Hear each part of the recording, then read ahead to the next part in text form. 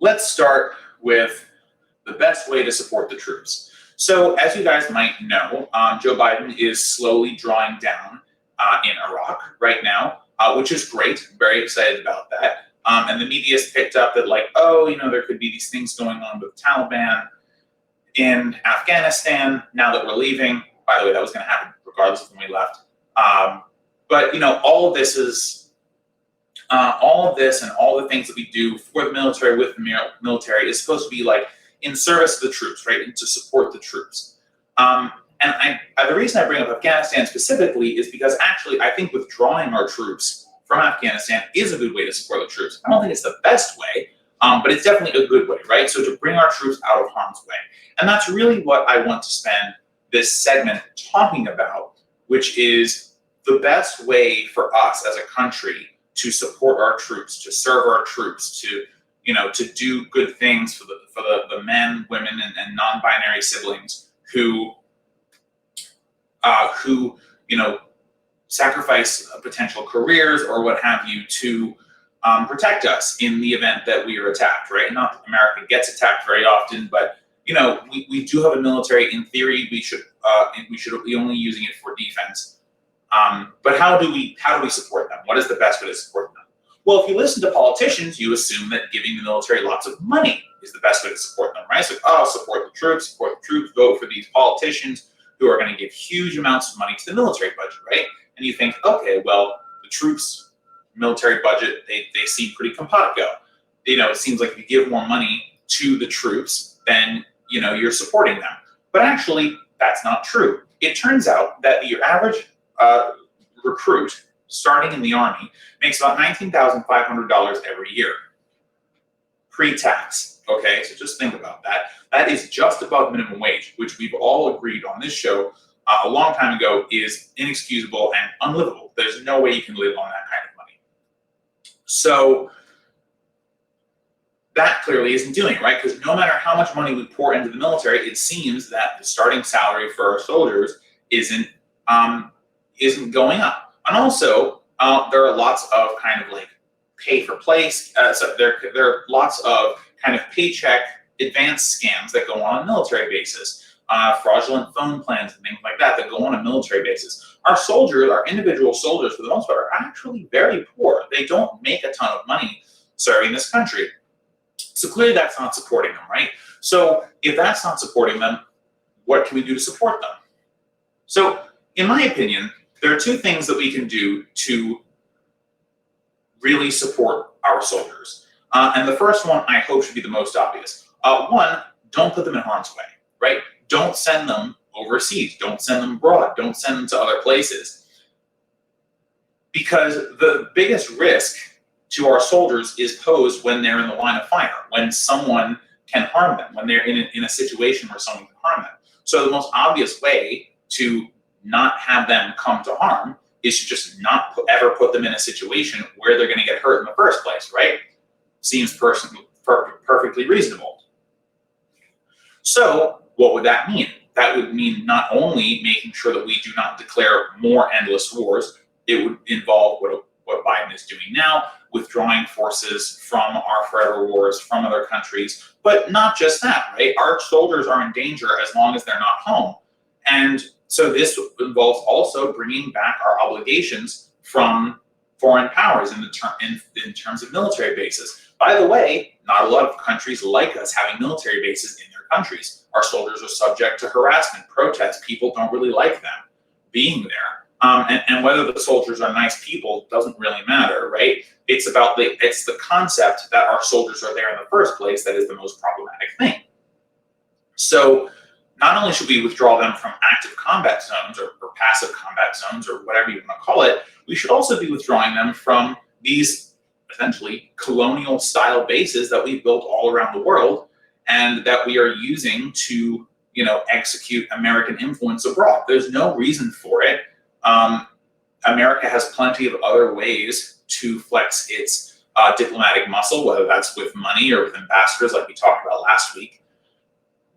We don't need to do it with soldiers. And then, by the way, if our soldiers are not in other places, then they're not in harm's way. So we support them and their health and well-being that way. The second way to support them is to make sure that if for some reason we do have to send them out, right? We are attacked. Think about, if for example, we'd given a real proper direct response to 9/11. Now we didn't, but if we had, would have been a legitimate thing to send our soldiers after, right? We were attacked, you fight back, right? December 7th, 1941, when the Japanese attacked us, right? It was a legitimate attack. We sent soldiers to defend ourselves and to hit back the people who had attacked us. Makes sense. So in those cases, we had to go to war. Fine. Let's just put that aside for now. So now we've put them in harm's way. What happens? Well, they go and fight. Lots of them die, but many of them are just casualties. They come home, they're hurting, they're wounded, they have other issues that they can't necessarily deal with on their own. Some of it is PTSD. Some of it is going to be amputated limbs. Some of them will have health needs, physical and mental health needs that go beyond your average citizen, that regular people who are not serving in the military are never going to experience. So the thing that we can do secondarily, other than not put them in harm's way in the first place, is once we have put them in harm's way, once they come home, because by the way, eventually we'd like them to come home, we should expect that one day they will come home, or that some portion of them will come home, is we need to make sure that they are provided for once they come home. And by the way, the VA is a great start, but it's not enough. It is routinely underfunded, and it has all sorts of other issues because politicians have not made the VA a priority. And this is all as they claim to support the troops. Fund the VA. And by the way, we wouldn't even need the VA if we had universal health care, right? If we had a universal health care system that included all the basics, including mental health care, dental, vision, auditory health, and all that may actually be the wrong name for that. I don't know if it's auditory health, but hearing, right? Health for hearing. Health for ears? Health for hearing. You get it. Anyway, so if we had a universal healthcare system that took care of all Americans, all people who lived in the United States and any American soil, or even residents that were just here for a little bit, then we wouldn't have to worry too much about whether there was a specialized care service for our vets. Now, it may still be useful to have a specialized care service for our vets, right? An organization that can coordinate with our vets to get health care in a more coordinated way. But if we had a universal healthcare system that just took care of healthcare for all Americans, for all people living here, then the VA wouldn't need to be like a hospital system with its own doctors and things.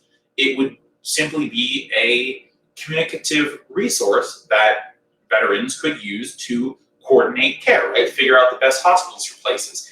And they could go anywhere because it would all be free, right? This type of care is in some ways available to them now through VA hospitals. But again, the choice that they have to go somewhere is actually limited by by where there are VA hospitals, where there are VA services. If we just had a universal healthcare system, it wouldn't really matter if there was a VA hospital or not, because they would just get access to any and all doctors they wanted, and the VA could be a resource to either accelerate their care, coordinate their care, or figure out where the best care is for veterans or for a particular veterans issue. So as we move forward, as we think about ways we can support the troops, the best ways to support the troops, there are only two, right? Don't send them to war, don't send them to die, bring them home from places where they're stationed.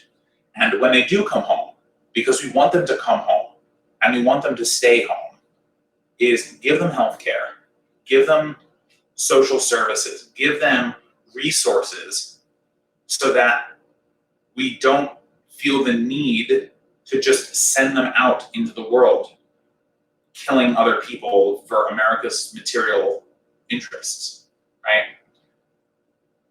There is a real way to support our troops, and that way does not involve giving hundreds of billions of dollars to Lockheed, Raytheon, Northrop Grumman, and Boeing.